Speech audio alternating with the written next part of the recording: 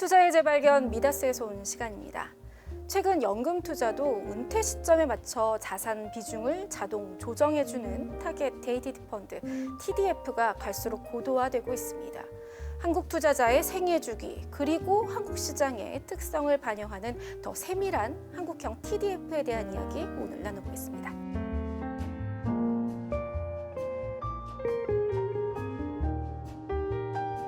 안녕하세요, 팀장님 반갑습니다. 안녕하십니까. 먼저 오늘 저희가 이야기 나눌 상품은 어떤 상품인가요? 네, 오늘 저희가 이야기 나눌 상품은 TDF 펀드입니다. 우리 다 같이 TDF라고 하는데요. TDF 펀드는 타겟 데이티드 펀드라고 해서 은퇴 시점까지 고객들의 자산을 글로벌 주식, 채권, 대체 상품까지 아우르는 자산들의 분산 투자를 하고 장기적으로 고객님의 자산을 운용을 해드리는 펀드라고 봐주시면 될 것 같습니다. 저는 이 상품에 대해서 한마디로 표현을 드릴 수 있을 것 같습니다. 바로 자율주행 펀드입니다. 최근 보면 TDF가 퇴직연금의 핵심 상품으로 떠올랐는데요. 그런데 ETF 형태로도 많이 나왔단 말이죠. 펀드로서의 강점은 뭐가 있을까요? 우선 ETF라는 상품 자체는 기초지수가 있습니다. 그 기초지수를 추종을 해야 되기 때문에 상관관계에 대한 유지를 해야 되고요. 투자 유니버스에 대한 제한이 있어서 운용에 있어서 유연성이 조금 떨어지긴 합니다. 펀드 같은 경우는 그런 부분에서 조금 더 액티브하게 운용을 할 수 있는 부분이 있고요. 또 이 적격 TDF라고 해서 퇴직연금에서 100% 투자가 가능합니다. 그래서 적극적으로 투자하시는 분들은 위험자산 한도인 70%까지 직접 운용하시고 나머지 30%를 투자를 하시면 조금 높은 수익률을 추구할 수 있을 것으로 예상됩니다. 그리고 ETF의 가장 큰 장점은 매매의 편의성입니다. 다만 시장이 변동성이 커질 때마다 이 매매의 편의성으로 인해서 오히려 독이 될 수 있다라는 의견들이 좀 시장에 많이 이야기가 되고 있습니다. 우리 다 같이 TDF의 경우 수익률이 특히 눈에 띕니다. 어떤 전략이 결정적이었을까요? 가장 큰 장점은 매크로에 부합하는 운용과 적시성에 집중을 한 운용이라고 볼 수 있습니다. 매크로에 집중해서 저희가 월간 자산 배분 회의체를 진행을 하고 있고요.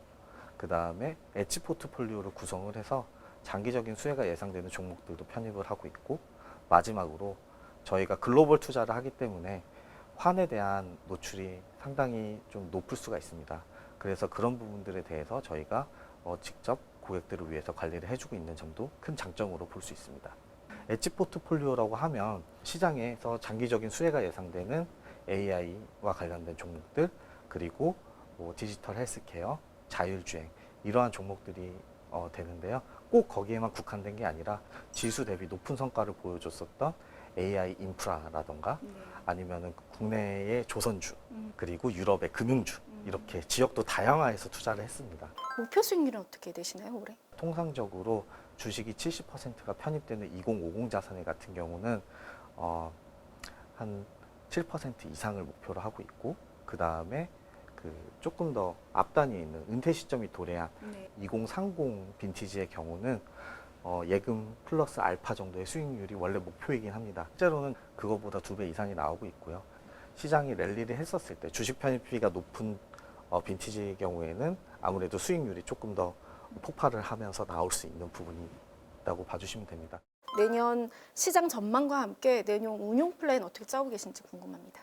저희 하우스뷰의 관점에서는 여전히 AI 슈퍼사이클은 지속될 수 있다고 생각을 하고 있습니다.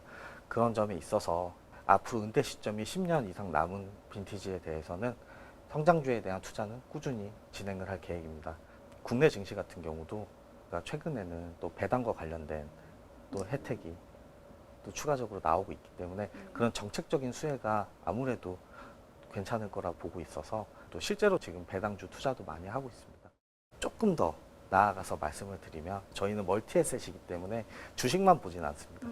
채권에 대해서도 말씀을 드리면 시장의 금리가 상승했었을 때 저희는 이제 채권 같은 경우는 매수를 좀 더 해서, 그리고 하이힐드 채권까지 매수를 할 계획이 있고요. 그 과정에서 저희는 높은 이자 수익과 자본 차익까지 확보를 할 수 있는 전략을 추구하고 있습니다. TDF도 다양한 빈티지가 있잖아요. 근데 이 고를 때 어떻게 상품을 선택하면 좋을지 좀 조언해 주신다면 어떤 게 있을까요? 물론 TDF라는 상품 자체가 은퇴 시점에 맞춘 상품이긴 하지만 투자 성향도 큰 부분을 차지한다고 봅니다. 근데 은퇴 시점이 많이 남지 않은 고객님들께서는 사실은 변동성을 줄여가는 부분이 원금에 대한 손실을 최소화할 수 있는 방법이거든요. 일반적으로 알고 있는 글라이드 패스라고 하면 사실은 글로벌 자산에 넓게 분산을 하는 그러한 형태를 띠고 있습니다. 그런데 저희 한국형 글라이드 패스 같은 경우는 국내 고객님들의 맞춘 동적 자산 배분 모델이라고 볼 수 있습니다. 주식 같은 경우는 국내 증시 위주로 투자가 많이 되고, 그다음에 채권 같은 경우도 국내 채권 위주로 좀 구성이 많이 되고 있습니다. 그래서 환 변동성을 또 일부 제거하는 목적이 있습니다. 적극적인 투자를 하시는 고객님들께 저는 사실은 꼭 이 말씀을 드리고 싶어요. 네. 70%까지 위험자산 투자를 하시되 30%는 TDF로 가져가시는 것도 좋고 100% 다 TDF로 투자를 하신다고 하더라도 이 안에서 적극적인 투자가 되고 있습니다. 꾸준히 적립식으로 투자하신다면 자산의 증식에 즐거움을 맛보실 수도 있고, 우리 다 같이 TDF 같은 경우는 단일 매니저가 아닌 하우스 뷰로 기반을 해서 운용을 하기 때문에 그러한 리스크도 좀 제거가 돼 있다고 봐주시면 됩니다. 네, 오늘 말씀 감사합니다. 감사합니다.